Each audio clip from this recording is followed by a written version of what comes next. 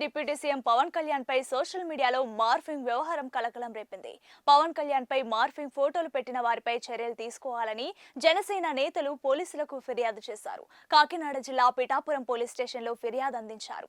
Random forest అనే social media account తో పాటుగా మరికొన్ని ఖాతాల్లో పవన్ కళ్యాణ్ ఫోటోను మార్ఫింగ్ చేసి కుక్క ఫోటో పెట్టారని, అలాగే యోగా చేస్తున్న ఫోటోలను అవమానకరంగా చిత్రీకరించారని ఫిర్యాదులో పేర్కొన్నారు. ప్రధాని మోదీ, సీఎం చంద్రబాబు పాల్గొన్న యోగాంధ్ర కార్యక్రమాన్ని కూడా కించపరిచేలా పోస్టులున్నాయని జనసేన నేతలు ఆరోపించారు. వైజాగ్ లో యోగా చేస్తూ రిలాక్స్ అవుతున్న డీసీఎం అంటూ పవన్ కళ్యాణ్ పై సోషల్ మీడియాలో వస్తున్న మార్ఫింగ్ పోస్టులపై జనసేన నేతలు తీవ్ర ఆగ్రహం వ్యక్తం చేశారు. జనసేన నేతలు ఈ వ్యవహారాన్ని చట్టపరంగా తేల్చాలని నిర్ణయించారు. ఇలాంటి అవమానకర ప్రచారాలు రాజకీయ కుట్రలో భాగమేనని పార్టీ నేతలు భావిస్తున్నారు. పవన్ కళ్యాణ్ ను ప్రజలు గెలిపించారని, కానీ కొంతమంది ఇప్పుడు ఆయన్ను ఆన్లైన్ లో టార్గెట్ చేయడమే లక్ష్యంగా పెట్టుకుని దూషణలకు పాల్పడుతున్నారని మండిపడుతున్నారు. గతంలో కూడా పవన్ కళ్యాణ్ ను టార్గెట్ చేస్తూ ట్రోలింగ్, ఫేక్ పోస్టులు చేసిన ఘటనలు చోటు చేసుకున్నాయి. 2025 ఫిబ్రవరిలో బాపట్లలో ఓ వ్యక్తి ఆయనపై అవమానకర వ్యాఖ్యలు చేయగా కేసు నమోదైంది.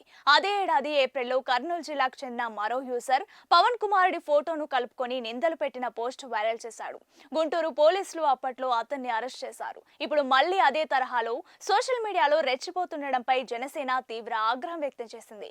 ఇలాంటి అనుచిత వ్యాఖ్యలు, మార్ఫింగ్ పోస్టులకు తగిన శిక్ష తప్పదని హెచ్చరిస్తోంది.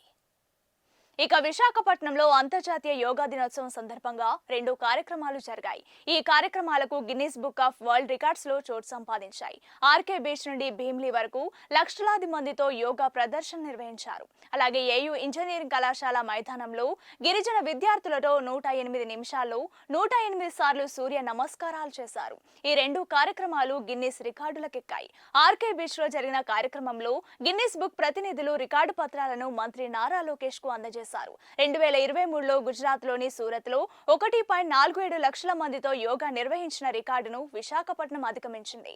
ఈ కార్యక్రమంలో ప్రధాని మంత్రి నరేంద్ర మోదీ, ముఖ్యమంత్రి చంద్రబాబు, డిప్యూటీ సీఎం పవన్ కళ్యాణ్, కేంద్ర మంత్రులు, ప్రజా ప్రతినిధులు పాల్గొన్న విషయం తెలిసిందే.